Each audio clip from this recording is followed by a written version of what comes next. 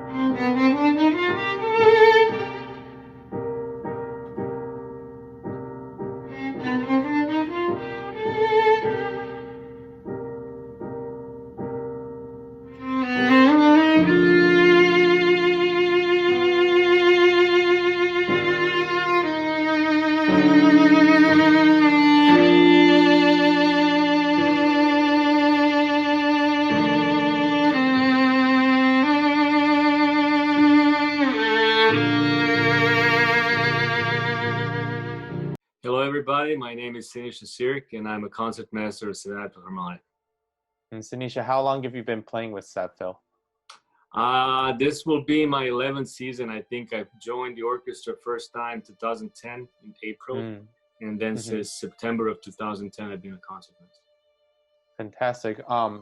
You're not from Savannah, where you're originally from. Yeah, I'm sure you can tell. Yeah, I'm not from Savannah. I'm from Serbia, Eastern Europe, and I came to US to study.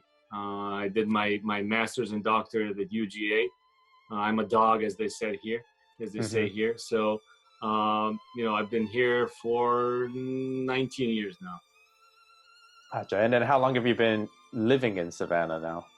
In Savannah for the last 4 years. I moved in Savannah in 2016, and I started teaching at Savannah Classical Academy. I started a string program there. It's a charter school, and we are actually serving some great inner city kids, and actually charter school as a model is open to all kids from the entire city of Savannah.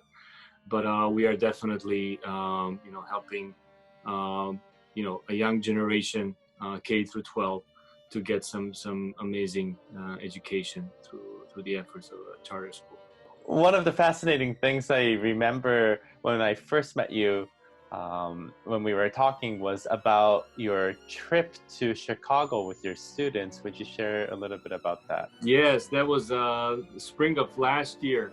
It's actually about just 2 weeks before you came for your first concert. We put that trip together with huge help from our president of the board, Regan White Clem, and her good friend Bill Lee of William Harris Lee String Shop. And they helped me immensely in organizing the trip for the senior and not just senior, but let's say high school students that were taking a string class last year with me. So we went to Chicago for about 4 days, and in the midst of Chicago Symphony strike, and it was unfortunate, but as it happens, if you're positive about things, we actually had a great experience learning about Chicago through some other concert that we were able to attend during that time, and Bill Lee was amazing host, so we just had a blast. Went to Art Institute, and saw a Blue Man show, so some chamber concerts. So great fun, and then your main purpose of that visit was to see violins and string instruments being made, right? Yes, we were supposed to see a concert of Vadim Bluesman playing group concerto with Chicago Symphony, and since they were on strike, Vadim also got a week off, and since he's living in Chicago and is a good friend of Bill Lee, Bill asked him to come and meet us at his shop. So Vadim came, brought his Strad that he's concertizing and playing on, and spent about an hour and a half with us, Q&A, playing for us, and we just had an amazing time talking to a soloist, like a world-renowned soloist that just happened to have time and was very much willing to share his experience with us. So that was a really, really nice experience that we had. Tell me what it's like to be a concertmaster of an orchestra. You are the artistic leader in the orchestra, and what goes into your mind as you stand up to tune the orchestra and about to play a performance. Tell me that process. Okay, so I think when I started playing violin, as a kid, I didn't really think I will end up being a classical musician. I think I was just a good kid, talented kid that was guided by his teachers, and I always say I'm a product of a very well system, very good system of education in Serbia, especially music education. And when I started getting into this and I started attending concerts, I realized that orchestra is probably going to be my world of music that I feel most comfortable with, and expressing myself through playing in orchestra. And I actually did not think I would be a concertmaster. I just thought of that as something very, very difficult to do, and I had a great respect for concertmasters that I played for or with in the section. My first job was in opera and in Serbia, and then I moved to Radio Symphony, and I just felt like this is something as a I don't know, a very, very responsible position that one needs to grow into. And over the years, I felt that maybe I'm moving in the right direction. So when I came to States, I had my first chance to be a concertmaster in Atlanta with a local symphony, and then from then on, I did my university orchestra as a concertmaster, and one thing led into the other. So I just start feeling more and more comfortable in that position, and I think there is a lot of things that are definitely had to do with experience. I don't think anybody feels comfortable as just sitting in that chair one day and feeling the you know, I think weight of the entire orchestra in one sense, you know, on your shoulders, because everybody, you know, as much as they look at you as a conductor, you know, musicians also look at the concertmaster for many, you know, subtle cues and things that are just like a chamber music, just on a bigger scale. And you know, I think I always felt like you know, after some time, and I warmed up to that feeling of, okay, it's good to have this feeling of eyes being on you, and then some, you know, communication that's very, very, you know, intricate, and just one look is enough to, as you know, to encourage a player, your colleague.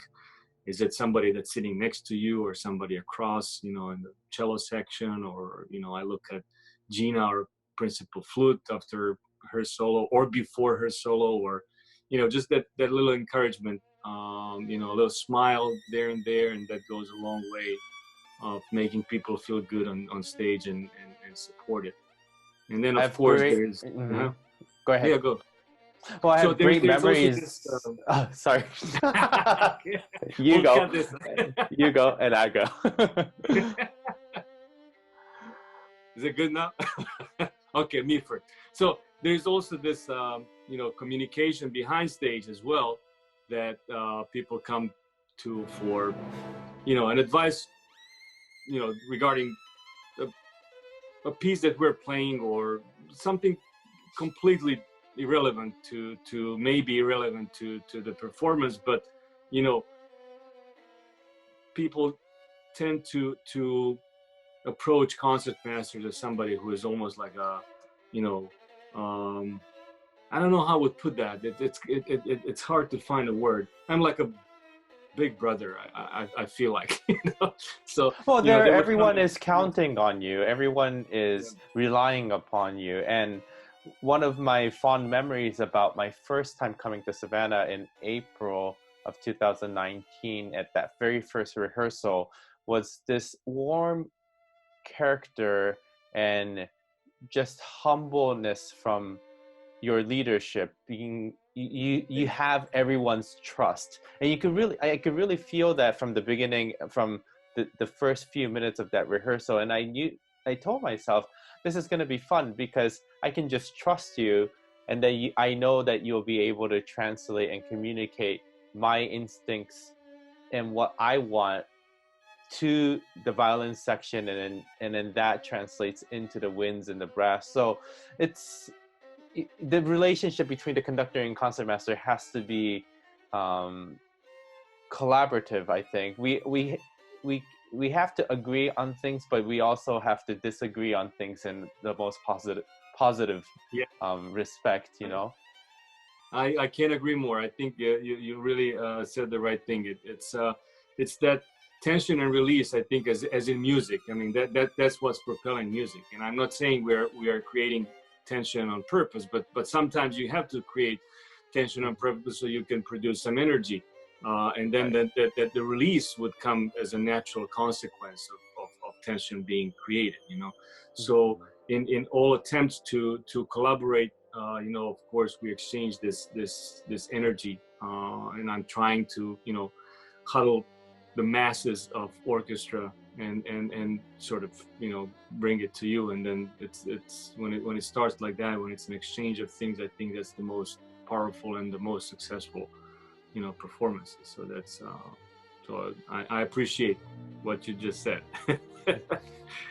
In addition to, you know, being a concertmaster for our Philharmonic, we have presented you with performing the concerto by Sibelius on our opening concert of my inaugural season. And Sibelius Violin Concerto to me is one of the, you know, it separates the boys to the men Oh, You yeah. know, it really shows a mature violinist's capability of being able to express everything the instrument has to offer. Tell me a little bit about what your feelings are when it comes to the Sibelius Violin Concerto. Uh, First of all, I think this is my dream come true, and I could not imagine, you know, a better orchestra, and you know, doing this with you is just making everything, you know, going up 10 levels where I, you know, would imagine, you know, doing this.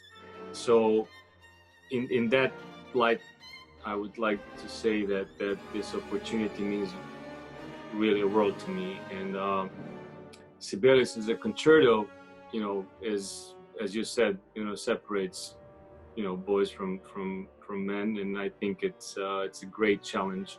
It's a personal challenge. It's you know, it's a craft challenge, musicianship challenge.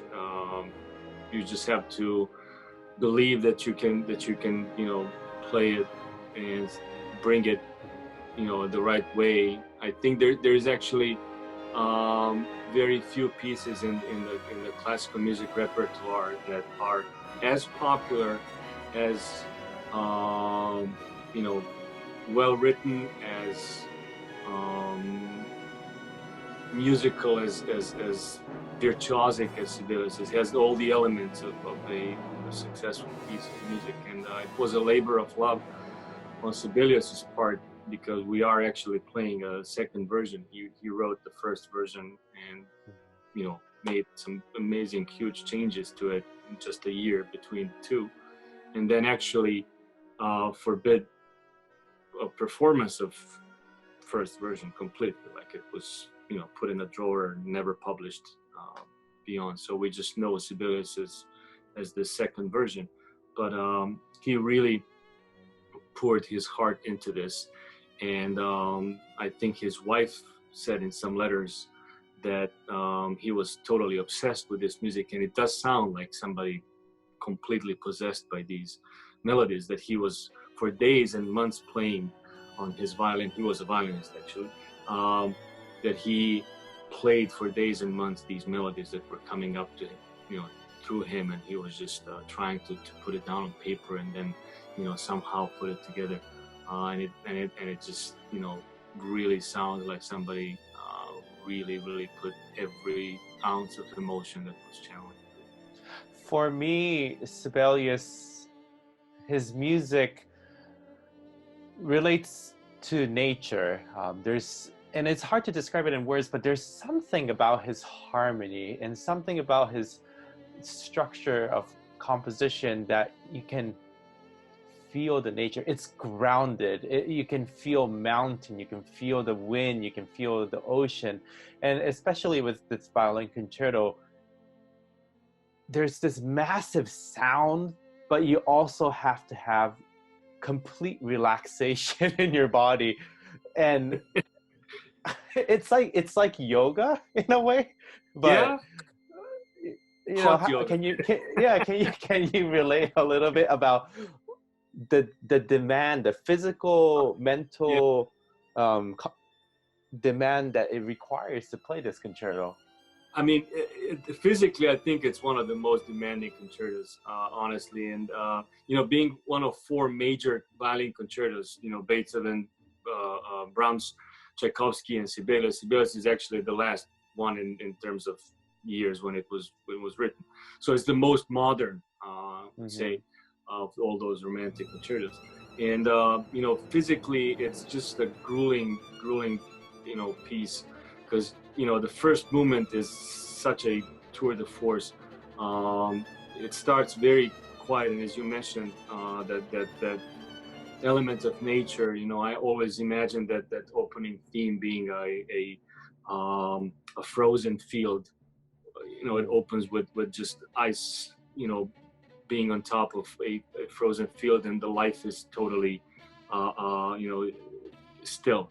There's nothing that's moving, and then, you know, little by little, you know, some warmth is brought into that melody, and everything starts, kind of booming, and then you get this explosion of sound. So it's very, very wide in the range of things, and they happen pretty fast.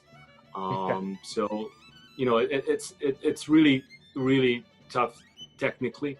And then you move into second movement, one of the most glorious melodies ever written for violin. The whole first theme is, or an episode, if you want to call it, is played on the G string for about 16 measures. I mean, it's a huge range on it, and then it turns into this.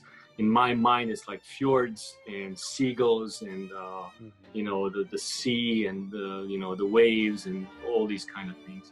And then the third movement, after all this, then you come to the third movement, which is an animal in itself. You gotta buckle up, because you buckle up, and then you hope for the best. You cross. Right.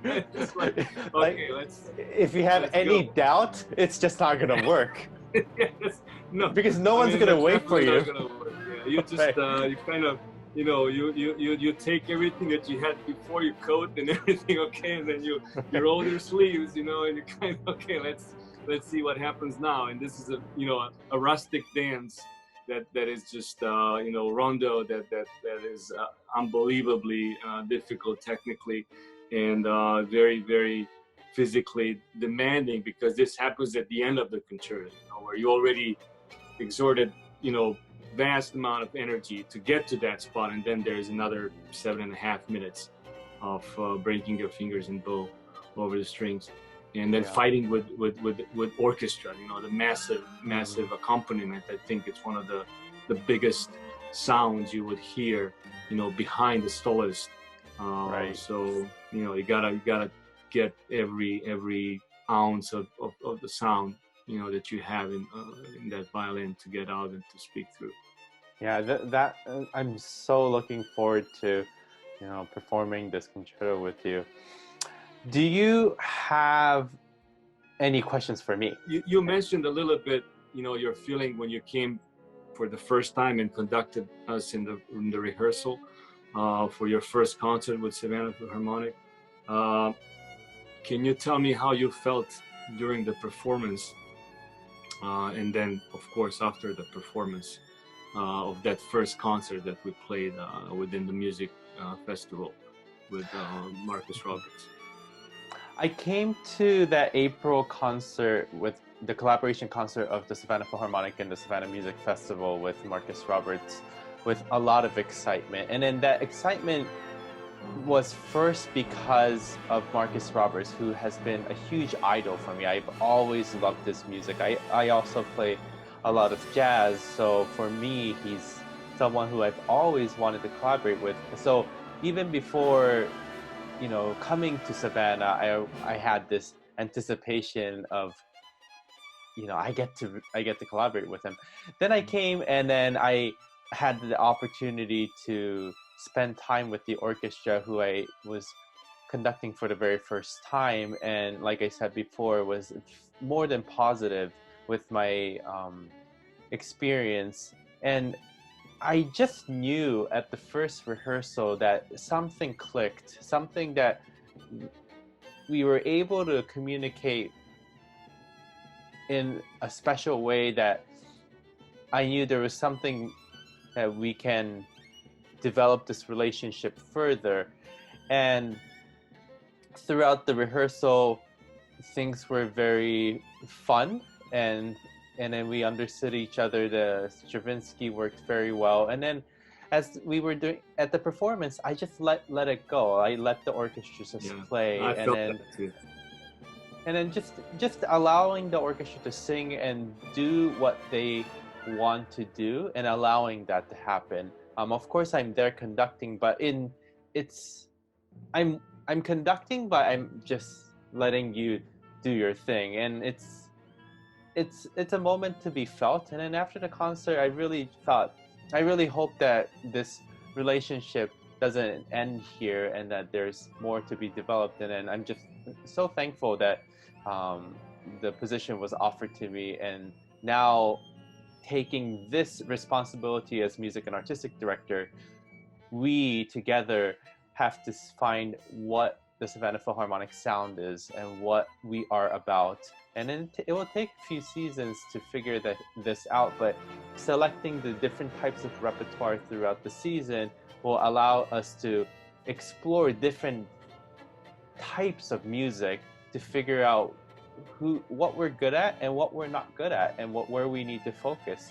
And so it's a journey, and I'm just very thankful for this opportunity. Thank you. I couldn't say it better. Do you have anyone in particular that you would like to give a shout out to who might be watching this interview? I definitely give a shout out to Susan and Rob Whittaker, because they're dear friends of mine, and they're actually sponsoring Concertmaster chair.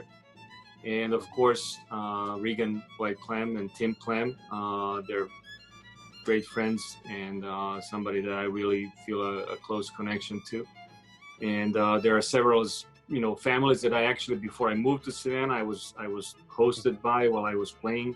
Ruth and Tom McMullen, and Samir and Charles Nikocevic. And with Samir, I definitely have a connection, because we come from the same neck of the woods.